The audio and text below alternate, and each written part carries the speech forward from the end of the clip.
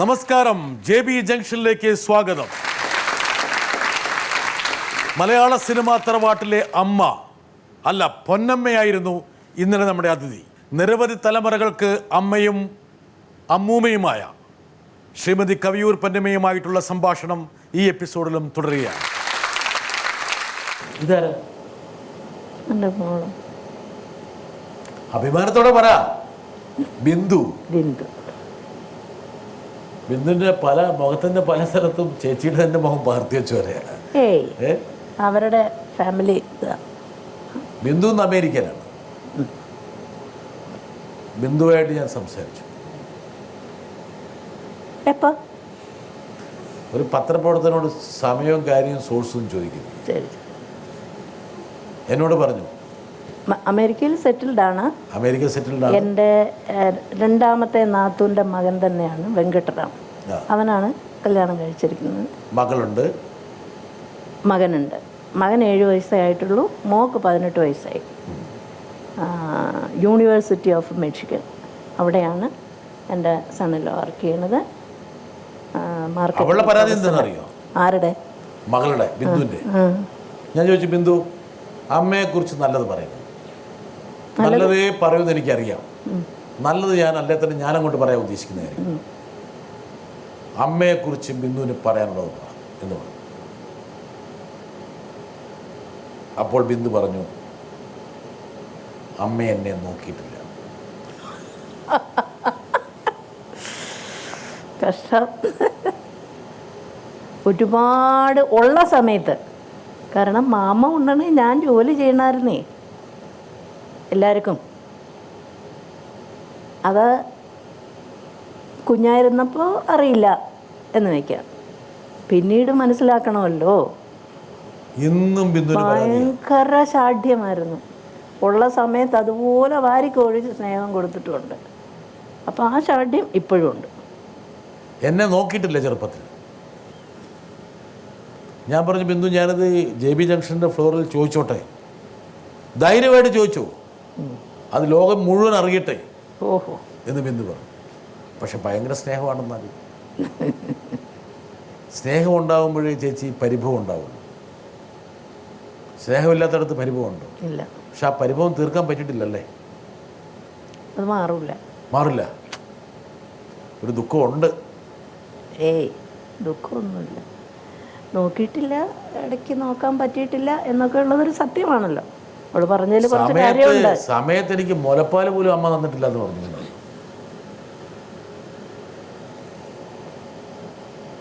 അവസാനം അത് പറയാൻ പാടില്ലാത്താണെങ്കിലും പറയാം. 8 മാസം വരെ പാല് കൊടുത്തുള്ളൂ.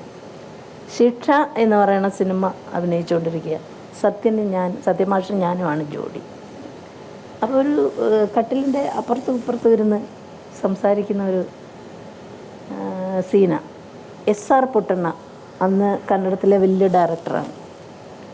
അദ്ദേഹം ഡയറക്റ്റ് ചെയ്യുന്ന പടം. ഇങ്ങാര് വന്ന് സത്യമാഷയുടെ ചെവിയിൽ എന്തോ പറഞ്ഞ്. അപ്പോൾ സത്യമാഷിൻ്റെ അടുത്ത് പറഞ്ഞു, പൊന്നി നമുക്ക് ഈ സീൻ നാളെ എടുത്താലോ? ഞാൻ എന്താണ് സാർ?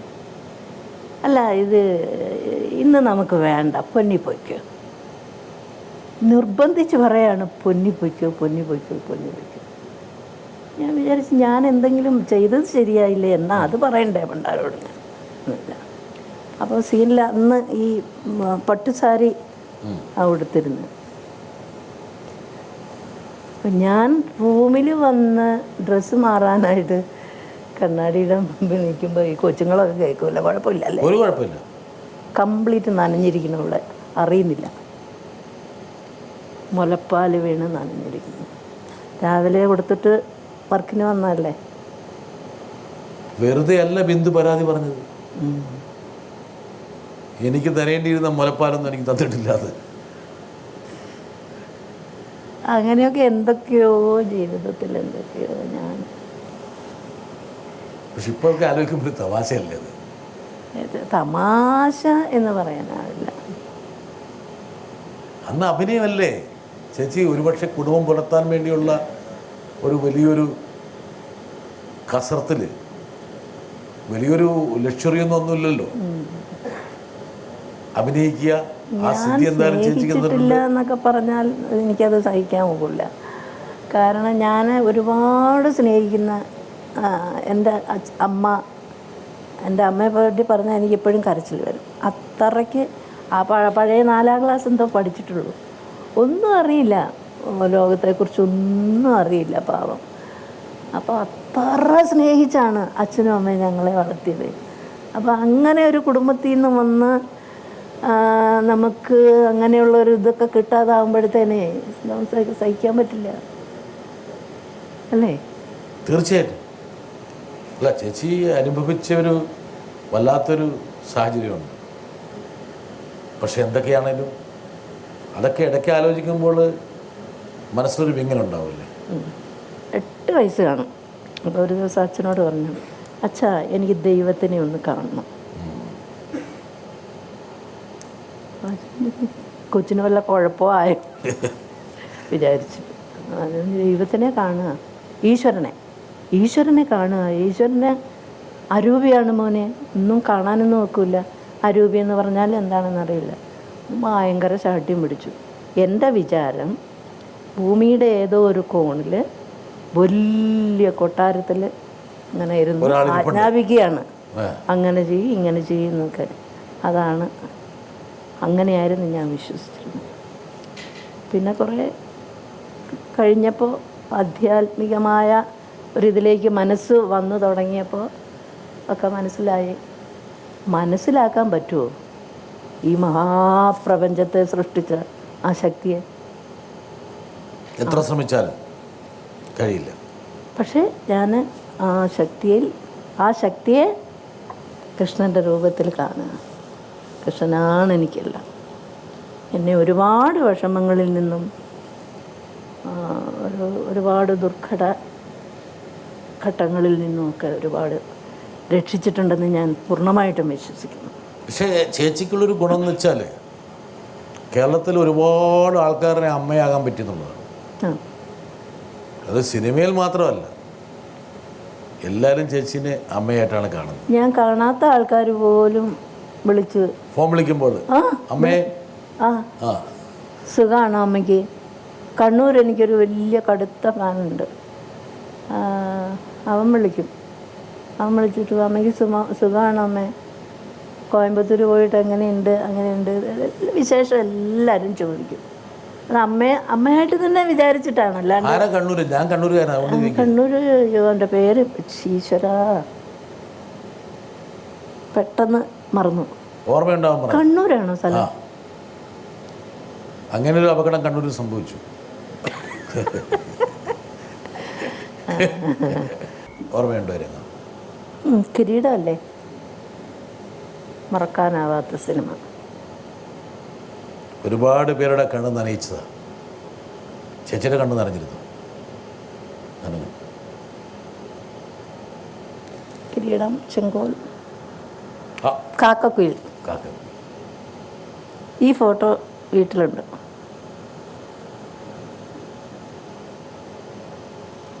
എല്ലാവരും കരുതിയിരിക്കണേ മോഹൻലാലിൻ്റെ അമ്മ തന്നെയാണെന്നാണ് വിചാരിച്ചിരിക്കുന്നത്. ഈ നാട്ടിൻപുറത്തുള്ള സ്ത്രീകളൊക്കെ അങ്ങനെയാണ് വിശ്വസിച്ചിരിക്കുന്നത്. ചോദിക്കും, മോനെ കൊണ്ടുവന്നില്ലേന്ന് ചോദിക്കും. ആദ്യമൊന്നും എനിക്ക് മനസ്സിലായില്ല, പിന്നെയാണ് മനസ്സിലായത് മോൻ വന്നില്ല, തിരക്കിലാണ് എന്ന് പറയും. മലയാളി പ്രേക്ഷകർ ഏറ്റവും കൂടുതൽ ഇഷ്ടപ്പെടുന്നത് ചേച്ചി മോഹൻലാലിൻ്റെ അമ്മയായിട്ട് അഭിനയിക്കുമ്പോഴാണ്. മോഹൻലാലിനെ സംബന്ധിച്ചിടത്തോളം 2 അമ്മമാരാണ്, യഥാർത്ഥ ജീവിതത്തിലെ അമ്മയും സിനിമയിലെ അമ്മയും. ആ ഒരു കൂടിച്ചേരലാണ് മലയാളി പ്രേക്ഷകർ ഏറ്റവും കൂടുതൽ ഇഷ്ടപ്പെട്ട ഒരു പൊരുത്തമുള്ള അമ്മ മകൻ ബന്ധം മലയാള സിനിമയിൽ കണ്ടിട്ടുള്ളത്. യഥാർത്ഥത്തിൽ ലാലുവിൻ്റെ അമ്മയായിട്ടും ലാലുവിൻ്റെ കുടുംബമായിട്ടും ചേച്ചിക്ക് നല്ല ബന്ധമാണല്ലേ? ഭയങ്കര ബന്ധമാണ്. ചേച്ചിയെ ഒരു അമ്മയായിട്ട് തന്നെ അവരും കരുതി എന്ന് വേണം അനുമാനിക്കാൻ വേണ്ടി. ഒരുപാട് ലാലിൻ്റെ അമ്മയായിട്ടൊക്കെ എന്താ പറയുക, അത്രയ്ക്ക് അടുപ്പാണ്. ഞാൻ ഇടയ്ക്കിടെ പോവും, കാണാനായിട്ട് പോകാറുണ്ട്. അറിയാവില്ല, ഒത്തിരി സുഖമില്ലാണ്ടിരിക്കുകയാണ്. കാണുമ്പോൾ അങ്ങനെ വട്ടം പിടിക്കും, കെട്ടിപ്പിടിക്കും. ഇഷ്ടത്തിൻ്റെ ഒരു മാക്സിമം ഇതൊക്കെ കാണിക്കും. എനിക്കും ഇഷ്ടമാണ് കേട്ടോ. എന്തോ ഒരു നല്ല സ്ത്രീയാണ്. അപ്പം ഞാൻ വിചാരിക്കും എന്താണ് ഈ ഈശ്വരൻ ഇങ്ങനെയൊക്കെ ചെയ്യുന്നതെന്നൊക്കെ വിചാരിക്കും. നല്ലവരെ ഒക്കെ ഇട്ട് വിഷമിപ്പിക്കുന്നല്ലോ എന്ന് വിചാരിക്കും. അച്ഛനും അതെ, വലിയ കാര്യമായിരുന്നു. ഞാൻ ട്രിവാൻഡ്രത്ത് പോയാൽ അച്ഛൻ മരിക്കുന്നതിന് മുമ്പ് എപ്പോഴും ഇടയ്ക്ക് പുള്ളി വീണിട്ട് ബാക്കിൽ ഓപ്പറേഷനൊക്കെ ആയി. അങ്ങനെ അത് കഴിഞ്ഞപ്പോൾ പിന്നെ ശരിക്ക് 2.5 വയസ്സുള്ള കുട്ടിയായി. ആ ചിരിയും, കൈ പിടിച്ചാൽ വിടില്ല, കാറി കയറുമ്പോൾ കൈ പിടിച്ചുകൊണ്ടിരിക്കും. ശരിക്ക് 2.5 വയസ്സ് കുട്ടി അങ്ങനെയായിരുന്നു. അതുമാതിരിയുള്ള ചിരിയും കാര്യങ്ങളും ഒക്കെ ആയിരുന്നു. എനിക്ക് തോന്നുന്നില്ല ലാലിനേക്കാളും എനിക്ക് ഇഷ്ടം അവരോട് 2 പേരോടുമായിരുന്നു എനിക്ക് സംശയം.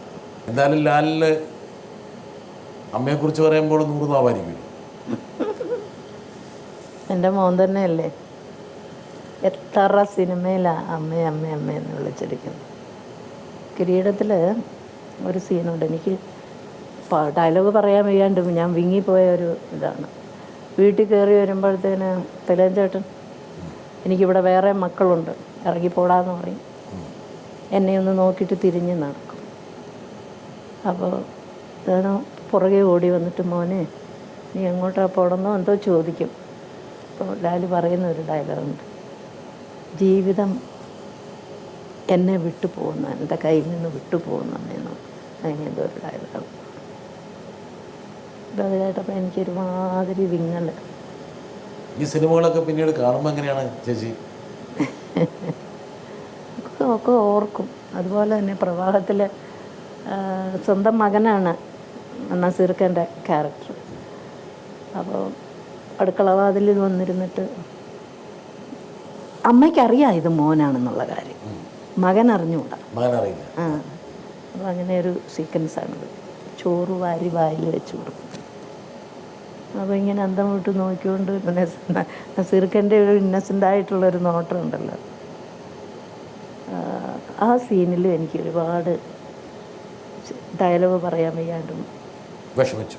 ആ സിനിമയിൽ ആ മകന് വിഷം കൊടുക്കും, ആ അമ്മ വിഷം കൊടുത്തു, അമ്മയും കഴിക്കും.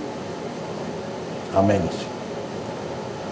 കാരണം ഈ തലമുറകളായിട്ട് ഇതിങ്ങനെ ആവർത്തിക്കുന്നതാണ്. അപ്പം മകനോടെ ഇത് അവസാനിക്കണം, ഇനി ഇങ്ങനെ സംഭവിക്കരുത്. മകൻ ഈ ചങ്ങലയിൽ കെട്ടി മകൻ അനുഭവിക്കുന്ന ദുരിതം കണ്ട് സഹിക്കാനാവാതെയാണ് അമ്മ വിഷം കൊടുക്കുന്നത്. അതോടൊപ്പം അമ്മയും കഴിക്കും. ലോഹിയുടെ ആദ്യത്തെ പടം. പക്ഷെ മമ്മൂട്ടിക്കൊരു പരാതിയുണ്ട്. എന്ത്? മമ്മൂട്ടി പറയണത് ലാലിനോട് കാണിക്കുന്ന സ്നേഹത്തിൻ്റെ പകുതി പോലും എന്നോട് കാണിക്കുന്നില്ല. അയ്യോ എൻ്റെ ദൈവമേ, സത്യത്തിൽ മമ്മൂസാണ് എൻ്റെ മോനായിട്ട് ആദ്യം അഭിനയിച്ചത്, അതറിയോ? അതൊക്കെ ശരി. പിന്നീട് എൻ്റെ വീട്ടിൽ ലാലിൻ്റെ അടുത്തേക്ക് പോയി എന്നാ പറയണത്. അയ്യോടാ, എനിക്കങ്ങനെ വ്യത്യാസമൊന്നുമില്ല. പക്ഷെ എങ്കിലും മമ്മൂക്കായ്ക്ക് ഭയങ്കര ഇഷ്ടമാണ്. പുതിയ വണ്ടിയൊക്കെ മേടിച്ച് കഴിഞ്ഞാൽ ചേച്ചിയെ കയറ്റിക്കൊണ്ട് ഒന്ന് കറക്കമൊക്കെ ഇറങ്ങിയിട്ടുണ്ട്. പല്ലാവൂർ ദേവനാരായണൻ്റെ സെറ്റിൽ ഏതോ ഒരു വണ്ടി വന്നു, കയറിക്കേ, ഇങ്ങനെയാണല്ലോ അങ്ങനെ പറയുള്ളൂ. കയറിക്കേ. ഞാൻ കയറിയിരുന്നു, ഒറ്റപ്പാലത്ത് മുഴുവൻ ഒന്ന് കറങ്ങിയിട്ട് തിരിച്ചു കൊണ്ട് നടത്തി. സത്യൻ്റെ വേറൊരു പതിപ്പാ. സ്നേഹം പ്രകടിപ്പിക്കാൻ അറിയില്ല, ഇത്തിരി പ്രകടിപ്പിക്കണം അല്ലേ? വേണ്ടേ? എൻ്റെ മനസ്സ് നിറയെ സ്നേഹം എന്ന് പറഞ്ഞിട്ട് കാര്യമുണ്ട്. അതറിഞ്ഞുകൂടാ. പാവം ശുദ്ധനാ കേട്ടാ. ശുദ്ധനാണല്ലേ? ശുദ്ധനാണ്. ആദ്യം ഒരു ചാട്ടം ചാടും. അതറിയില്ല, അതാണ് സത്യം. എങ്ങനെ സ്നേഹം കാണിക്കേണ്ടതെന്നൊന്നും ഇടയ്ക്ക് ഉപദേശിച്ചോ? അതെ, ഞാനോ? മമ്മൂസ ഇടയ്ക്കൊക്കെ ഒരു സ്നേഹം പുറത്തേക്ക് കാണിക്കുന്നു. നിങ്ങൾ ചുമ്മാരി എന്ന് പറയും. അത് പറയുമ്പോൾ ഒരാൾ വളരെ സ്നേഹമുള്ളൊരമ്മയായിട്ട് നമുക്ക് ആദ്യം പൊന്നമ്മാൻ്റിയുടെ മുഖമാണ്. അതെനിക്ക് തോന്നുന്നു പൊന്നമ്മാൻ്റി അത്തരത്തിലുള്ള കഥാപാത്രങ്ങൾ ഒരുപാട് ചെയ്തുകൊണ്ടാവാം നമുക്കൊരു കുറച്ചൊരു ദുഷ്ടയായിട്ടുള്ളൊരു അല്ലെങ്കിൽ ഒരു അമ്മായിയമ്മ പോലെ കാണിക്കുന്ന ഒരു അമ്മായിയമ്മയായിട്ട് അല്ലെങ്കിൽ അങ്ങനെയൊന്നും നമുക്കൊരിക്കലും പൊന്നമ്മാൻ്റിയുടെ മുഖം ഓർമ്മ വരികയില്ല. അത് മലയാളികളുടെ മനസ്സിൽ അങ്ങ് എന്താ പറയുക പ്രതിഷ്ഠ നേടിയൊരു അങ്ങനെ ഒരു ഇമേജാണ് പൊന്നമ്മാൻ്റിക്കുള്ളത്. അമ്മ എന്ന് പറയുമ്പോൾ എപ്പോഴും ഒരു നൊസ്റ്റാൾജിക് ഫീലാണ്. ആ ഫീൽ എന്നും വളരെ കുറച്ച് പേരുടെ മുഖം മാത്രമേ നമ്മുടെ മനസ്സിലുള്ളൂ അങ്ങനെ ഒരു സ്ഥാനത്ത്. പൊന്നമ്മാൻ്റിക്ക് ഇനിയും ഒരുപാട് ആരോഗ്യം ദൈവം കൊടുക്കട്ടെ, ഒരുപാട് നല്ല കഥാപാത്രങ്ങൾ ചെയ്യാൻ ഉള്ള ഒരു അവസരവും ദൈവം ഉണ്ടാക്കട്ടെ എന്ന് ആത്മാർത്ഥമായിട്ട് പ്രാർത്ഥിക്കുന്നു. കാവ്യ നിറഞ്ഞു പറഞ്ഞാണ്. വേറെ മോളും കൂടെ ഉണ്ട്. നവ്യ ചോദിക്കുന്നൊരു കാര്യമുണ്ട്. പൊന്നൂസേ, നവ്യനോട് പറഞ്ഞാണ് ഇത് ചോദിച്ചിരിക്കണം, ഇതിന് കിട്ടുന്ന ഉത്തരം എന്നോട് പറയണം. പൊന്നൂസേ, ആരോടും പറയാത്ത ഒരു രഹസ്യം നമുക്കിടയിലുണ്ട്. അതായത് നവ്യയ്ക്കും ചേച്ചിക്കും ഇടയിൽ. അതെന്താണെന്ന് ഓർമ്മയുണ്ടോ? ഞാനും ചേച്ചിയും അതിതുവരെ ആരോടും പറഞ്ഞിട്ടില്ല. എന്താ ബ്രിട്ടാസേട്ടനോട് പറഞ്ഞേക്കരുതെന്ന് പറഞ്ഞിട്ടുണ്ട്. അത് ഞാൻ കൂട്ടിച്ചേർക്കുന്നില്ല, അത് പിന്നെ പറയാം. അമ്മേനെ ഓർക്കുന്നില്ല. എന്നാൽ എന്തോ ഒരു രഹസ്യം നിങ്ങൾക്കിടയിലുണ്ട്. നിങ്ങൾ രണ്ടുപേരും മനസ്സ് സൂക്ഷിക്കുന്നുണ്ട്. എന്തായാലും ആ രഹസ്യം ഞാൻ നവ്യയെ കൊണ്ട് പറയിപ്പിക്കും. നവ്യയെ കൊണ്ട് പറയിക്കും. ആ, എന്താണെന്ന് ഞാനൊന്നും ചേച്ചി മറന്നു പോയോ? ശരിക്കും പറഞ്ഞാൽ ഇല്ല, അമ്മയാണ് എനിക്ക്. അതേ അഭിനയിക്കുന്നതാണോ? അയ്യേ, എന്തിന്? പക്ഷെ വലിയ രഹസ്യമാണെന്നാ പറഞ്ഞേ. ചെറിയ രഹസ്യമൊന്നല്ലെന്നാ പറഞ്ഞത്. പെണ്ണിനെ കൊണ്ട് പറയിക്കും. പെണ്ണിനെ കൊണ്ട് പറയിപ്പിക്കണം. അണ്ണാ പെണ്ണ് ചോദിക്കുന്നുണ്ട്, തുടർന്ന് ചോദിക്കുന്നുണ്ട്. പെണ്ണ് എന്നോട് എത്ര ഇഷ്ടമുണ്ട് എൻ്റെ പൊന്നൂസ് ചോദിക്കുന്നു. ഒരുപാട് ഇഷ്ടമാണ്, ഒരുപാട് ഇഷ്ടമാണ്. ആ വെളിയിൽ തന്നെ അറിഞ്ഞുകൂടെ അവൾക്ക് എന്നോട് ഒത്തിരി ഇഷ്ടമാണെന്ന്. എല്ലാ പിള്ളേരും എന്നെ പൊന്നൂസെന്നാണ് വിളിക്കുന്നത്. ചേച്ചിന്നും അമ്മയെന്നും അല്ല കേട്ടാ. ഒരുപാട് പേര്, കൽപ്പന, കലാരഞ്ജിനി, ഉർവശി, പൊന്നുട്ടി ഒന്ന് കൂട്ടി, പൊന്നുട്ടി ഒരു ഡോസ് കൂട്ടി. പിന്നെ സായി, അങ്ങനെ എല്ലാവരും, മിക്കവാറും എല്ലാവരും വലിയവരൊക്കെയാണ് ചേച്ചിന്നും അമ്മയെന്നും വിളിക്കുന്നത്. പിള്ളേർ ഗ്രൂപ്പ് അപ്പോൾ അവർക്ക് എല്ലാവർക്കും ചേച്ചിയോട് ഇഷ്ടമാണ്. ചേച്ചീനെ പൊന്നൂസ്, പൊന്ന്, പൊന്നമ്മ, ചേച്ചി, അമ്മ, അമ്മുമ്മ, അങ്ങനെ പല പേരും വിളിക്കുന്നുണ്ട്. പക്ഷേ ഈ ഒരു ചോദ്യത്തിൽ ഉത്തരം പറയണം. വരട്ടെ. മിക്കവാറും സിനിമയിലുള്ള എല്ലാ ഹീറോക്കളുടെയും അമ്മയായിട്ട് അഭിനയിച്ചിട്ടുണ്ട്. അതിൽ പൊന്നിക്ക് ഏറ്റവും കംഫർട്ടബിളായിട്ട് തോന്നിയ, അതായത് അയ്യോ ഇതെൻ്റെ മകനാണ്, കൂടെ നിൽക്കുമ്പോൾ സ്വന്തം മകനോട് നിൽക്കുന്ന പോലെ, പിന്നെ വളരെ ഒരു കെമിസ്ട്രി എന്നൊക്കെ പറയില്ലേ, അമ്മയും മകനുമായിട്ടുള്ളൊരു കെമിസ്ട്രി, അങ്ങനെ തോന്നിയ നടൻ ആരാണ്? ആരാണെന്നൊന്നും പറയാൻ പാടില്ല, ആരെങ്കിലും ഒരു നടൻ്റെ പേര് പറയണം. ഷീലക്ക് എന്തോ ഒരു ദേഷ്യം മനസ്സിൽ കിടപ്പുണ്ട്. പറയട്ടെ. പറ. മോഹൻലാൽ. സ്വന്തം മോന, എൻ്റെ സ്വന്തം മോന. ജനിക്കാതെ പോയ. അത് ലാല് എൻ്റെ 50-ാം വർഷം ആഘോഷത്തിന് പറഞ്ഞു, ആ വയറ്റിൽ ജനിക്കാതെ പോയ മകനാണ് ഞാൻ. അതിൻ്റെ ഒരുപാട് ഇഷ്ടമാണ്. ഒരുപക്ഷെ ഇത്രയും മക്കളുടെ സ്നേഹം നുകരാൻ ചേച്ചിക്ക് കഴിഞ്ഞു എന്നുള്ളതാണ് ഈ ജീവിതത്തിൻ്റെ അർത്ഥത്തിൻ്റെ ഏറ്റവും പ്രധാനം. ചേച്ചിയുടെ അഭിനയ മുഹൂർത്തങ്ങൾ എടുത്തു നോക്കിക്കഴിഞ്ഞാൽ ചില വ്യക്തികളുമായിട്ടുള്ള കോമ്പിനേഷൻ അത് ഭയങ്കര മലയാള പ്രേക്ഷകർ നന്നായിട്ട് നെഞ്ചിലേറ്റുള്ള രംഗങ്ങളാണ്. ചില ആൾക്കാരും ഇവിടെ അങ്ങനെ അഭിനയിക്കുമ്പോൾ അങ്ങോട്ട് തിമിർത്ത് അഭിനയിക്കും. ഒരു പോസിറ്റീവ് വൈബ്, എനർജി ഇങ്ങനെ വരും. ഭയങ്കര കോമ്പിനേഷനായിരുന്നു. എല്ലാവരും ഒരുപാട് പേര് പറഞ്ഞിട്ടുണ്ട്, തിലകൻ ചേട്ടനും നിങ്ങളും. ഇടയ്ക്ക് എന്നെ വിളിക്കുമായിരുന്നു, എടോ ഭാര്യയെ താനെന്താ അവിടെ ചെയ്യുന്നതെന്നൊക്കെ ചോദിച്ചിട്ട്. ചിലപ്പോൾ ശബ്ദം മാറ്റി കവിയൂർ പൊന്നമ്മയാണോ എന്നൊക്കെ ചോദിക്കും. പലപ്പോഴും എപ്പോഴും ഇല്ല കേട്ടോ. എപ്പോഴും ശബ്ദം മാറിയാലും മൂപ്പറ ശബ്ദം അങ്ങനെ മാറ്റാം. ഇല്ലില്ല, അസല് പെണ്ണിൻ്റെ സൗണ്ടിൽ. ആണോ? ആ, ആസിൽ പെണ്ണിൻ്റെ സൗണ്ടിൽ. ആ പരുക്കൻ ശബ്ദത്തിനിടയിലും ഒരു പക്ഷെ അസാമാന്യ അഭിനയ പ്രകൃതി. അയ്യോ, ചേച്ചിക്ക് പറയാനുണ്ടോ? ചേച്ചിക്ക് പിടിച്ചു നിൽക്കാൻ പറ്റുമോ ചില സമയങ്ങളിലൊക്കെ? അത് പറയാനില്ലല്ലോ. എന്ത് വലിയൊരു കോമ്പിനേഷൻ രംഗങ്ങളിലൊക്കെ ഒരുപക്ഷെ തിലകൻ ചേട്ടൻ ഇങ്ങനെ അഭിനയിച്ച് മുന്നേറുമ്പോൾ ചേച്ചി ഒപ്പം നിൽക്കണം. എന്തെങ്കിലും സീൻ മുഴുവൻ താഴെ പോകും. എനിക്ക് അല്ലാണ്ട് ഫീൽ ചെയ്തത് ലാലിനെ ജയിലിൽ പോയി ആഹാരം പിന്നീട് കൊണ്ടുപോകണം, അടിക്കണ ആ ഒരു സീനില്ലേ, ലോക്കപ്പിൽ അല്ലേ, ലോക്കപ്പിൽ ചുറ്റി അടിക്കണ ഒരു സീനില്ലേ, അതൊക്കെ എന്താ പിന്നീട് ചോറും കൊണ്ടുവന്ന് കൊടുക്കുന്നുണ്ട്. തിലകൻ ചേട്ടന് പകരം തിലകൻ ചേട്ടൻ നമ്മുടെ ഇടയിൽ ഇല്ലിപ്പോൾ, വിട്ടുപോയി.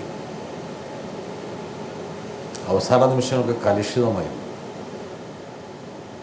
ഒരുപാട് പേരോട് വഴക്ക്, ശണ്ട. ആണോ? അതെപ്പോഴും ഉണ്ടല്ലോ. അന്നുണ്ട്. ആ, ഇതില്ലെങ്കിൽ പുള്ളിയില്ല. അതേതാ? ചേച്ചിയോട് വഴക്കുണ്ടാക്കിയോ? പിന്നെ ഞങ്ങൾ കുറച്ചുനാൾ മിണ്ടില്ലേ. ഓ അത് ശരി.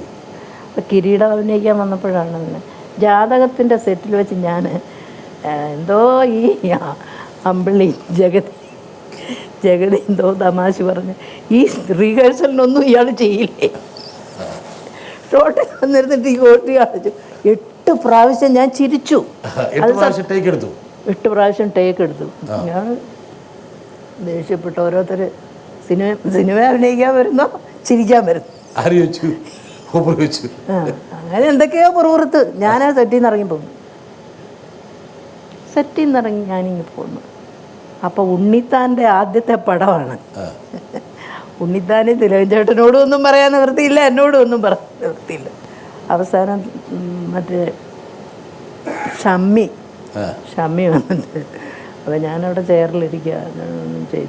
ചേച്ചിയുടെ കാല് പിടിക്കാൻ ഞാൻ, അച്ഛൻ്റെ സ്വഭാവം ചേച്ചിക്കറിയില്ലേ, വിട്ടുകളാ വാ വന്ന് അഭിനയിക്കുക എന്ന് പറഞ്ഞ് വിളിച്ചോണ്ടു. അപ്പോൾ എങ്ങനെയാണ് മൂപ്പറ മുഖം? നോക ഭയങ്കരമാണ്. പിന്നീട് എവിടെ കണ്ടാലും നോക്കത്തില്ലല്ലോ, തിരിഞ്ഞു നോക്കും. പിന്നെ അന്ന് കിരീടത്തിന്റെ സെറ്റില് മൂപ്പർ റിഹേഴ്സൽ ചെയ്യില്ല. ആര്? തിലകൻ ചേട്ടൻ റിഹേഴ്സൽ ചെയ്യും. ഭയങ്കര മെമ്മറിയും, സാധ്യ മെമ്മറി. പിന്നെ കിരീടത്തിൻ്റെ സെറ്റിലേക്ക് ഞാൻ ആദ്യമായിട്ട് ചെല്ലുന്ന ദിവസം അപ്പോൾ ലാൽ അവിടെ ഇഡ്ഡലിയൊക്കെ കുഴച്ച് ഇങ്ങനെ തിന്നുകൊണ്ടിരിക്കുക.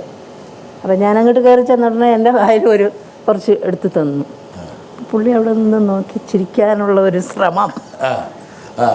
ഒന്ന് അടുത്ത് അപ്പം ആരോടൊക്കെ പറഞ്ഞു എന്നെ വേണ്ടാന്നൊക്കെ പറഞ്ഞായിരുന്നു. ഓ സിനിമയില് കിരീടത്തിൽ വേണ്ടാന്ന്.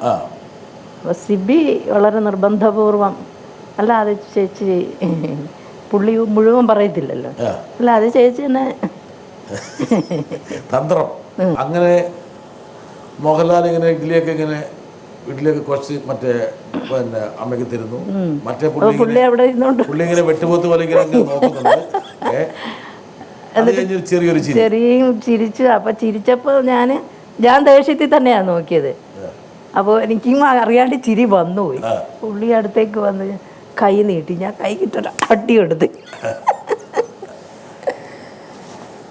ഇത് പകുതിയും പുള്ളി അഭിനയിക്കുക. ജീവിതത്തിലേ ഈ മുരടനാകാൻ അഭിനയിക്കുക. കാരണം ഈ PJ ആൻ്റണിയുടെ കൂടെയൊക്കെ ആണല്ലോ നടന്നിരുന്നത്. അപ്പോൾ അതിൻ്റെ ഒരു ഇത് ഏത് സിനിമയുടെയാണ്, സത്യൻ്റെ ഏതോ പടത്തിലാണെന്ന് തോന്നുന്നു. ഓപ്പറേഷനൊക്കെ കഴിഞ്ഞിട്ട് 2 മാസമേ ആയുള്ളൂ. അപ്പോൾ ഒരു 2 പെഗ് വീതം ഒഴിച്ച് ഒറ്റയടി. അപ്പോൾ ഞാൻ ചോദിച്ചു, ചേട്ടാ നിങ്ങൾക്ക് ഇപ്പോഴല്ലേ ഓപ്പറേഷനായി? അത് ഡോക്ടർ പറഞ്ഞിട്ടുണ്ടെന്നേ. ഡോക്ടർ ദിവസം 2 പെഗ് കഴിക്കാനാ പറഞ്ഞത്. ഇത് 1 മണിക്കൂർ വിട്ട് 1 മണിക്കൂർ പറഞ്ഞാലൊന്നും കേൾക്കില്ലല്ലോ.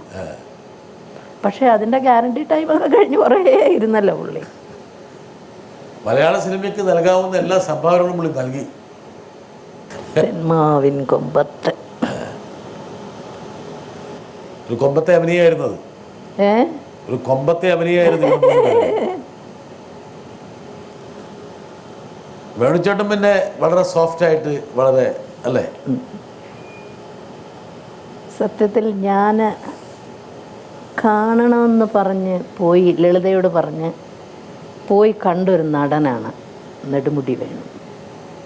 ഏത് സിനിമയായിരുന്നു? ഭരതൻ്റെ പടം. അപ്പോൾ ഞാൻ ലളിതയോട് ചോദിച്ചു, ഇതാരാ ഇത്? അത് വേണു ചേച്ചി, നെടുമുടിയിലാണ് വീട്, നെടുമുടി വേണമെന്ന് പറയും. എനിക്ക് അയാളെ ഒന്ന് കാണണം.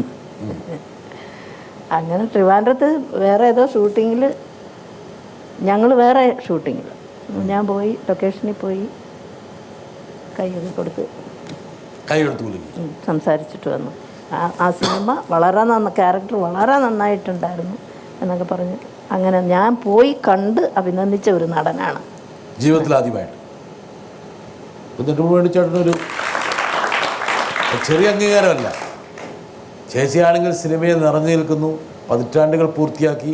അതിനിടയിൽ ഒരു നടൻ്റെ അഭിനയ സിദ്ധി കണ്ട് അതിൽ ലയിച്ച് അങ്ങോട്ട് പോയി ആ നടന് കൈ കൊടുക്കുന്നു. പക്ഷെ പിന്നീട് വേണുചേട്ടൻ ഒരുപാട് സിനിമകളിൽ നിങ്ങൾ ഒരുമിച്ച്. ആദ്യം എൻ്റെ മകനായിരുന്നു, മകനായിട്ട് അഭിനയിച്ചത്. ശശികുമാർ സാറിൻ്റെ പടമാണ്, സീമയൊക്കെ ഉണ്ട് അതിൽ മകനായിരുന്നു. മലയാള സിനിമയിൽ നിന്ന് ചെറിയ സ്ക്രീനിലേക്കും അമ്മ ഒന്ന് പറിച്ചു കണ്ടു ഇടയ്ക്കാ. ഒക്കെ മറന്നുപോയോ? വരട്ടെ. ചേച്ചി തന്നെ ഒരു പ്രധാന വേഷം ചെയ്ത ഒരു അമ്മ എന്നൊരു ടെലി സിനിമ ഞാൻ ചെയ്തു. പക്ഷെ അതിലൊരു രസകരമായ ഒരു അനുഭവം ഉണ്ടായിരുന്നു. അതിലൊരു ഒരു ദിവസത്തോളം ഫുള്ളായിട്ട് ചേച്ചിയുടെ ക്യാരക്ടർ മരണപ്പെട്ടതിന് ശേഷം മകൻ വരാൻ വേണ്ടി ആൾക്കാർ വെയിറ്റ് ചെയ്യുമ്പോൾ ഈ മൊബൈൽ മോർച്ചറി കിടത്തണം. ഒരുപാട് പേര് വരുന്നു, കാണുന്നു. അപ്പോൾ എനിക്ക് ആ പാടൊരു വല്ലാത്ത ടെൻഷനാണ്. എങ്ങനെയാണ് ചേച്ചിയെ പോലുള്ള ആളോട് എങ്ങനെ പറയുക ഇങ്ങനൊരു മൊബൈൽ മോർച്ചറി കിടക്കണമെന്ന് പറയാൻ ഒരു ഭയങ്കര ഒരു ഡെലിക്കസി ഉണ്ടായിരുന്നു എനിക്ക്. അപ്പോൾ ഞാൻ ആർട്ട് ഡയറക്ടർ പറഞ്ഞൊരു കാര്യം ചെയ്യും, നിങ്ങൾ ഇതുവരെ ഉപയോഗിക്കാത്ത ഫ്രഷ് ആയിട്ടുള്ള ഏതെങ്കിലും ഒരു മൊബൈൽ മോർച്ചറി കൊണ്ടുവരണം. ഷൂട്ടിങ്ങിന് സമയത്ത് കൊണ്ടുവന്ന ഏതൊരു ഉപയോഗിച്ച ഒരു യൂസ്ഡ് ആയിട്ടുള്ളൊരു പഴയ കൊണ്ടുവന്നു. അപ്പോൾ എനിക്ക് ചേച്ചിയോട് പറയാൻ, ചേച്ചി അപ്പോൾ ഞാൻ ആർട്ട് ഡയറക്ടർ ഇങ്ങനെ ഭയങ്കര ദേഷ്യപ്പെട്ടിങ്ങനെ. അപ്പോൾ അത് കേട്ടോ ചേച്ചി വന്നു, എന്താ തമ്പി എന്താ പ്രശ്നം ചോദിച്ചു. അപ്പോൾ ഞാൻ ചേച്ചി ഇങ്ങനെ, അയ്യോ അതിനെന്താ മോനെ, അതിലൊന്നും വലിയ കാര്യമില്ല, എന്നാലും ഇതിലൊക്കെ കിടക്കേണ്ടത് തന്നെയല്ലേ, ഒരു എക്സ്പീരിയൻസ് ആയിക്കോട്ടെ എന്ന് പറഞ്ഞു. അങ്ങനെ എനിക്ക് ഭയങ്കര ഒരു വലിയൊരു അനുഭവമായിരുന്നു ചേച്ചിയുമായിട്ടുള്ള ആ ഒരു 5-6 ദിവസങ്ങൾ. അയ്യോ വിഷ്ണു കണ്ടോ? ചേച്ചി മനസ്സിൽ ആഗ്രഹിക്കുമ്പോൾ ഞങ്ങൾ വിഷ്ണു കാണിക്കും. ഒരിക്കൽ കിടക്കേണ്ടി വരുമല്ലോ, അധികം താമസിയാതെ. എല്ലാവർക്കും ഈ ഭൂമിയിൽ ആര് ജനിച്ചാലും അത് വേറെ. അതെ, നമുക്ക് വയസ്സായല്ലോ. ഇപ്പം നല്ല പയറുമണി പോലെ നടന്നിരുന്ന ഒരാളാണ് സുകുമാരി ചേച്ചി. അത് എനിക്ക് ഇപ്പോഴും വിശ്വസിക്കാൻ പറ്റില്ല കേട്ടോ. ആ മുണ്ടിൽ തീ പിടിച്ചു. എനിക്കറിയില്ല, ഞാൻ എപ്പോഴും ആലോചിക്കാറുള്ള ഒരു കാര്യമാണ്. കുറച്ച് ദിവസം മുമ്പ് ഞങ്ങൾ ഒരുമിച്ച് ദുബായി പോകേണ്ട ഒരു പരിപാടി ഉണ്ടായിരുന്നു. ഞാൻ പതുക്കെ അതിൽ നിന്ന് ഒഴിഞ്ഞു. അപ്പോൾ ലളിതയും അവർ രണ്ടാളും പോയി വന്നു. അപ്പോൾ അത് കഴിഞ്ഞിട്ട് വന്ന് വിളിച്ചതാണ് എന്നെ ലാസ്റ്റ്. പൊന്നുമൊക്കെ നന്നായിരുന്നു, കാശ് കുറവായതുകൊണ്ട് ഞാൻ പോയില്ല. പറഞ്ഞു നന്നായിരുന്നു പൊന്നു, എല്ലാം പറഞ്ഞ മാതിരിയൊക്കെ അവർ ചെയ്തു, കുഴപ്പമൊന്നുമില്ലായിരുന്നു, നന്നായിരുന്നു. അവസാനം ഒരു അമ്മാവിളി ഉണ്ടല്ലോ, അങ്ങനെ സംസാരിച്ചതാണ്. ഈ വിളക്കിൽ നിന്നൊരു ഒരു രീതിയിൽ ഈ സാരിയിലേക്ക് പിടിക്കുമ്പോൾ നമുക്ക് പിടിച്ച് കെടുത്താൻ പറ്റില്ലേ? ഒരു ദുരൂഹത ഞാൻ എപ്പോഴും ആലോചിക്കും, എനിക്ക് വിശ്വസിക്കാൻ വയ്യ. ജീവൻ സ്വയം എടുക്കാൻ പറ്റുന്ന രീതിയിലുള്ള ഒരു മാനസികാവസ്ഥയും സാഹചര്യവും സുകുമാരി ചേച്ചി എപ്പോഴെങ്കിലും പങ്കുവച്ചിരുന്നു? അങ്ങനൊന്നും തുറന്നു പറയില്ല. ഞാനൊക്കെ എന്തുണ്ടെങ്കിലും എല്ലാവരുടെ അടുത്തും വിളിച്ചു പറയും, എല്ലാവരോടും സംസാരിക്കും. പുള്ളിക്കാരി അങ്ങനെ തുറന്നു പറയില്ല, മനസ്സിൽ എന്തൊക്കെയോ ഇങ്ങനെ അടക്കി വയ്ക്കും, അങ്ങനത്തെ ഒരു സ്വഭാവം. ഇപ്പം ലളിതയൊക്കെ ആണെങ്കിൽ ഞങ്ങൾ പരസ്പരം എല്ലാ കാര്യങ്ങളും വീട്ടുകാര്യങ്ങളും പിള്ളേരുടെ കാര്യങ്ങളും ഒക്കെ ഇങ്ങനെ തുറന്ന് സംസാരിക്കും. പുള്ളിക്കാരി അതല്ല. സുകുമാരി ചേച്ചിയൊക്കെ മലയാള സിനിമ മിസ് ചെയ്യുന്നുണ്ട് തീർച്ചയായിട്ടും. പക്ഷെ ഒരു കണക്കിന് സുകുമാരി ചേച്ചിക്ക് ഒരു സൗഭാഗ്യം ഉണ്ടായിരുന്നു, മലയാളത്തിലും തമിഴിലും എല്ലായിടത്തും പയറ്റി. പൊന്നമ്മ ചേച്ചി ഒരുപാട് വർഷം അവിടെയൊക്കെ ജീവിച്ചിട്ടും എന്നെ വിളിച്ചതാണ്, ഞാൻ പോവാത്തതാണ്. സാക്ഷാൽ ശിവാജി ഗണേശൻ്റെ അമ്മയായിട്ട് വിളിച്ചിട്ട് പോലും വേണ്ടെന്ന് വെച്ചു. ഞാൻ വേണ്ടെന്ന് വെച്ചു. എനിക്ക് എൻ്റെ പ്രേം നസീർ അവലെന്ന് പറഞ്ഞു, മാനേജർ മലയാളിയാണ്. അപ്പോൾ ഇങ്ങനെ വന്ന് ശിവാജി. അപ്പോൾ അയാൾ ചെന്നപ്പോൾ തിരിച്ച് ചോദിച്ചു എന്നങ്ങാര് ശിവാജി, ശിവാജി ഗണേശൻ്റെ അമ്മാവൊന്ന് ചൊല്ലലയാപ്പാ എന്ന് ചോദിച്ചു പോലും. ഇല്ല, അവൻ ரொம்ப ബിസിயாக இருக்காங்கன்னு അവൻ പറഞ്ഞു. ഞാൻ പറഞ്ഞു എനിക്ക് എൻ്റെ പ്രേംനസീറിൻ്റെ പടം മതി എന്നുള്ളത്. ഒരു നഷ്ടമായിപ്പോയോ? അല്ല, തമിഴിൽ വേണം ശോഭിക്കായിരുന്നു. പണ്ടരീവായിക്ക് പകരം ഒരുപാട് പേരെന്നെ വിളിച്ചിട്ടുണ്ട്. നല്ല ഭാഷയുണ്ടായിരുന്നു തമിഴ്. തമിഴ് അറിയാം, നന്നായിട്ട് അറിയാം എനിക്ക്. പിന്നെ തമിഴിന് വേണ്ട ഒരു രൂപഘടനയൊക്കെ ചേച്ചിക്കുണ്ട്, അവിടുത്തെ ഒരു അമ്മയ്ക്ക് വേണ്ട. ആണോ? ആ, അപ്പം എന്നെ തമിഴെത്തിയാക്കിയാണ്. തമിഴത്തി നല്ല താരം കൊടുത്താലും സ്റ്റൈലായിരിക്കും എന്നുള്ള ഞാൻ പറഞ്ഞു ഉദ്ദേശിക്കുന്നത്. എന്തോ ഇഷ്ടമില്ലാത്തൊരു ഒരു ഒരു ഫീൽഡിലേക്ക് എത്ര ഇനി കോടിക്കണക്കിന് രൂപ തരാമെന്ന് പറഞ്ഞാലും ഞാൻ പോകില്ല. ആ കാലഘട്ടത്തിലെ സിനിമയിൽ അമ്മ, മകള്, അനിയത്തി, പെങ്ങള്, മുത്തശ്ശൻ, മുത്തശ്ശി, അങ്ങനെ ഒരു കുടുംബത്തിൻ്റെ സമസ്ത തലങ്ങളും ഉണ്ടായിരുന്നു. പക്ഷേ പൊന്നമ്മ ചേച്ചി ഇപ്പോഴത്തെ ന്യൂ ജനറേഷൻ അല്ല അത് അയ്യോ, ഞാനൊരിക്കൽ കോഴിക്കോട് എവിടെയോ വെച്ച് ഞാനൊരു അബദ്ധം പറഞ്ഞു പോയി. ഇപ്പോഴത്തെ ന്യൂ ജനറേഷൻ പാർട്ടിക്ക് അച്ഛനില്ല അമ്മയില്ല എന്ന് പറഞ്ഞു. പക്ഷേ ഒരു കാര്യമുണ്ട് കേട്ടോ, ഇപ്പോഴത്തെ പല സിനിമ കാണുമ്പോഴും ഒരു പെണ്ണിൻ്റെ ആവശ്യമില്ല എന്ന് തോന്നുന്നുണ്ട്. പെണ്ണിപ്പോൾ ഒരു പാട്ട് പാടാനൊരു പെണ്ണ് വേണമല്ലോ, അതും ചിലപ്പോൾ തോന്നുന്നില്ല. ഒരു ഷോക്കേസിൽ വെക്കാനുള്ളൊരു സാധനം മാത്രമാണ്. പെണ്ണുങ്ങൾ വേണ്ടല്ലോ, പെണ്ണുങ്ങളെ വേണ്ട. ജനം അങ്ങനെ മാറിക്കഴിഞ്ഞിരിക്കണം ഇല്ലേ? അങ്ങനെയാണ് എനിക്ക് തോന്നിയിട്ടുള്ളത്. അങ്ങനെ ന്യൂ ജനറേഷൻ സിനിമകൾ എന്ന് പറഞ്ഞ സിനിമയൊന്നും ചേച്ചി പോയി കാണാറില്ല? ഇഷ്ടമല്ല? ഇല്ല, കാണില്ല. മറ്റേ ഞങ്ങളുടെ അയൽക്കാരൻ നിവിൻ പോളി അഭിനയിച്ച ഒരു സിനിമ കണ്ടു ഞാൻ. എന്താണ് നേരം. നല്ല സിനിമയായിരുന്നു. പക്ഷെ ബാക്കി സിനിമകളോടൊന്നും താല്പര്യമില്ല. ഇപ്പോഴത്തെ പിള്ളേരിൽ എനിക്ക് ഏറ്റവും ഇഷ്ടം ഫഹദ് ഫാസിലിനെയാണ്. നല്ല റേഞ്ചുള്ള നടനാണ്. അല്ല, ഫഹദ് ഫാസിലിനെ ഇഷ്ടമാണ്. നിവിൻ പോളിയുടെ സിനിമ കണ്ടു, പക്ഷെ ന്യൂ ജനറേഷൻ സിനിമ കാണില്ല എന്നൊരു വാശിത്തിനാ. അങ്ങനെയല്ല, കാണാൻ തോന്നണ്ടേ? എനിക്ക് തോന്നുന്നു ചേച്ചിയുടെ ഒരു പ്രധാനപ്പെട്ട പ്രശ്നം, ചേച്ചി അടിസ്ഥാനപരമായിട്ട് നാട്ടുമ്പുറത്ത് കയറി, അതല്ലെങ്കിൽ വീണ്ടും വന്ന് ഈ ആലുവാപ്പുഴ തീരത്തിൽ വീട് വെച്ച് ആ വീടിൻ്റെ ഉള്ളിൽ ഇങ്ങനെ എന്താ പറയുക, നോക്കാം. എല്ലാവരേക്കാളും കൂടുതൽ സ്നേഹിക്കുന്ന ചേച്ചിയുടെ കുറേ മക്കൾ അവിടെ കൂട്ടത്തിലുണ്ടായിരുന്നു ചെന്നൈയിലുള്ള സമയത്ത്. ഇപ്പോഴും അവരെല്ലാം ഉണ്ടോ കൂട്ടത്തിൽ? മക്കളെന്ന് പറഞ്ഞാൽ ഞാൻ പറയുന്നത് മനസ്സിലായി കാണുമല്ലോ ചേച്ചിക്ക്. പട്ടിക്കുഞ്ഞുങ്ങൾ എല്ലാവരും ഇപ്പോഴും സുരക്ഷിതമായിട്ട് എല്ലാവരും ഇരിക്കുന്നുണ്ടോ? എല്ലാവർക്കും സുഖമാണോ? എല്ലാവരും പോയി. ഒരാളുണ്ട്, ലാസ്റ്റ് വൺ. അവന് 13 പട്ടിയും പക്ഷിയൊക്കെ ഉണ്ട്. പക്ഷിയില്ല. അത് 6:30 മണിയാകുമ്പോൾ അവിടെ ഉണ്ട് എല്ലാവരും. കാക്കകളും പ്രാവുകളും കുരുവികളും എല്ലാവരും അവിടെ ഉണ്ട്.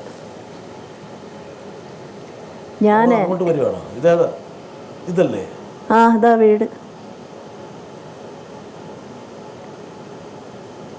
ഈ വീട്ടിലെ പ്രതിഷ്ഠയാണ് ചേച്ചി. അവിടെ കൃഷ്ണനെ പ്രതിഷ്ഠിച്ചിട്ടുണ്ട് പുറത്ത്. അങ്ങനെ ആലുവ പുഴ തീരത്ത് വന്നിട്ടൊരു വീട് പണിയണമെന്നും പഴയ ആഗ്രഹമാണ്. അത് സഫലമായി. അല്ല, ഞാൻ ഒരുപാട് സിനിമകൾ ചെയ്തിട്ടുണ്ട്. ആലുവ പാലസിൽ താമസിച്ചിട്ടുണ്ട്. അന്ന് ശിവൻ്റെ അമ്പലത്തിലേക്ക് നടന്നു പോകാം. ഉരുളങ്കല്ലും നല്ല തെളിഞ്ഞ വെള്ളവും. ഇപ്പം അതിൻ്റെ ആഴമൊന്നും പറയാനേ പറ്റില്ല, അത്രയ്ക്കിതായി. അപ്പം അന്ന് ഞാൻ ഏതോ ഒരു പടം ചെയ്യുമ്പോൾ അങ്ങനെ നടന്ന അമ്പലത്തിലേക്ക് പോയിട്ടുണ്ട്. അപ്പോൾ അന്ന് വിചാരിച്ചു അവസാന കാലം ഇവിടെ വരണം. അങ്ങനെ ആഗ്രഹ സഫലമായി. ചേച്ചി എന്താ ചെയ്യണം? ഇപ്പോൾ ഒരുപാട് സമയങ്ങളുണ്ടല്ലോ. ഞാനൊരു മിനിറ്റ് വെറുതെ ഇരിക്കില്ല. നന്നായി ഭക്ഷണം ഉണ്ടാക്കുമല്ലേ? രാവിലെ ആദ്യം ചെയ്യുന്ന പണി പൊടി തുടയ്ക്കൽ. വീട്ടിലിരിക്കുന്ന സർവ്വ സാധനവും തുടച്ചു വെക്കും. ഈറത്തുണിയിൽ തുടയ്ക്കും. അത് കഴിഞ്ഞാൽ അടുക്കളയിൽ പോയി അവിടെ ഇരിക്കും. രാവിലെ വെള്ളം കുടിക്കും. വെള്ളം കുടിച്ചു കഴിഞ്ഞാൽ മുറുക്കും, വെറ്റില മുറുക്കും. വെറ്റില മുറുക്കും? 30 വർഷമായി. ഓ, അതെന്താ അതിൻ്റെ രഹസ്യം? ഒന്നുമില്ല, അന്ന് എൻ്റെ കൂടെ ഒരു തമിഴ് ബ്രാഹ്മണ സ്ത്രീ ആയിരുന്നു. പക്ഷെ നൂറൊന്നും ചേർക്കില്ല, വെറ്റില മാത്രമാണ്, എല്ലാം ചേർക്കും, മുറുക്കും നന്നായിട്ട്. പുകയിലയും ചേർക്കും. രാവിലെ 2 പ്രാവശ്യം. ചേച്ചിയെ കണ്ട അങ്ങനെ മുറുക്കുന്ന ഒരാളെന്ന് ആർക്കും പറയാൻ പറ്റില്ല. ഒരു സെക്കൻഡ് വരട്ടെ. എനിക്ക് ചേച്ചിയോട് ചോദിക്കാനുള്ളത്, തീർച്ചയായിട്ടും ചേച്ചിയുടെ അഭിനയ ജീവിതത്തെക്കുറിച്ച് ചേച്ചിക്ക് പൂർണ്ണ സംതൃപ്തി ഉണ്ടാവാം. പക്ഷേ ചേച്ചിയുടെ ആദ്യ ആഗ്രഹമായ ഒരു ഗായിക എന്ന നിലയിൽ സിനിമയിൽ ചേച്ചി ആഗ്രഹിച്ച പോലെ ഉന്നതങ്ങളിൽ എത്താൻ കഴിയാതെ പോയതിൽ ചേച്ചിക്ക് എപ്പോഴെങ്കിലും ഖിന്നത തോന്നിയിട്ടുണ്ടോ? അടുത്തൊരു ജന്മമുണ്ടെങ്കിൽ എനിക്ക് കവിയൂർ പൊന്നമ്മയായിട്ട് തന്നെ ആവാനാണ് ഇഷ്ടം. പക്ഷേ സംഗീതം വേണം. എനിക്ക് ഈ ജീവിതം കൊണ്ട് ഒരുപാട് പ്രശ്നങ്ങൾ ജീവിതത്തിൽ ഉണ്ടായിട്ടുണ്ട്. എങ്കിലും എനിക്ക് കവിയൂർ പൊന്നമ്മയാകാനാണ് ഇഷ്ടം. രണ്ടാമതൊരു ജന്മം ഉണ്ടെങ്കിലും കവിയൂർ പൊന്നമ്മയായിരിക്കും. പക്ഷെ പാട്ടുകാരി കവിയൂർ പൊന്നമ്മയായിരിക്കും. അതന്നെ, അതെ, തീർച്ചയായിട്ടും. അഭിനയ രംഗത്ത് ഒരുപാട് നാഴികക്കല്ലുകൾ ഇട്ട് കഴിഞ്ഞു. ഇനിയിപ്പോൾ അതിലേക്ക് പോകേണ്ട കാര്യമില്ല. പക്ഷെ ഗാനം എന്നുള്ളത് സാധനം അവിടെ കിടക്കുക. അതൊരു വലിയ വിഷമമായിട്ട് മനസ്സിലെപ്പോഴും ഉണ്ട്. എന്തായാലും ചേച്ചിക്ക് സന്തോഷിക്കാൻ ഒരുപാട് വകയുണ്ട്. എന്താ കാരണം, ചേച്ചി മലയാളിയുടെ അമ്മയായി ഒരുപാട് നല്ല സിനിമകൾ സമ്മാനിച്ചു. നമ്മൾ നേരത്തെ കണ്ട കിരീടമൊക്കെ പോലുള്ള സിനിമകളിൽ മലയാളിക്ക് ഒരിക്കലും മറക്കാൻ പറ്റില്ല. എനിക്ക് തോന്നുന്നു ചേച്ചി പറഞ്ഞ പോലെ ന്യൂ ജനറേഷൻ സിനിമയിലുള്ള ചേച്ചിയുടെ കലഹത്തിൻ്റെ അടിസ്ഥാനം ചേച്ചി അഭിനയിച്ച അത്ര മികച്ച സിനിമകളാണ്. മലയാളിയുടെ ജീവിതത്തോട് ചേർന്ന് നിൽക്കുന്ന ഒരുപാട് നല്ല സിനിമകളിൽ അഭിനയിച്ചുകൊണ്ടാണ് ചേച്ചിക്ക് ഈ പറഞ്ഞ ചില സിനിമകൾ കാണുമ്പോൾ ഒരു വിമ്മിഷ്ടവും വീർപ്പുമുണ്ട്. ചേച്ചിക്ക് സന്തോഷിക്കാനും ചേച്ചിയുടെ സംതൃപ്തിക്കും എല്ലാ സ്ഥാനം നൽകുന്ന സിനിമകളാണ്. അവശേഷിക്കുന്ന ഈ ആഗ്രഹം, ഗായികയുടെ ആഗ്രഹം, അതും എപ്പോഴെങ്കിലും ഏതെങ്കിലും ഘട്ടത്തിൽ അതും സാർത്ഥകമാകട്ടെ എന്ന് ആശംസിച്ചുകൊണ്ട് ഇത്രയും നേരം ഞങ്ങളുമായിട്ട് ചെലവഴിച്ചതിന് ഈ പൊന്ന് അമ്മയ്ക്ക് എല്ലാവിധ നന്ദി രേഖപ്പെടുത്തുന്നു.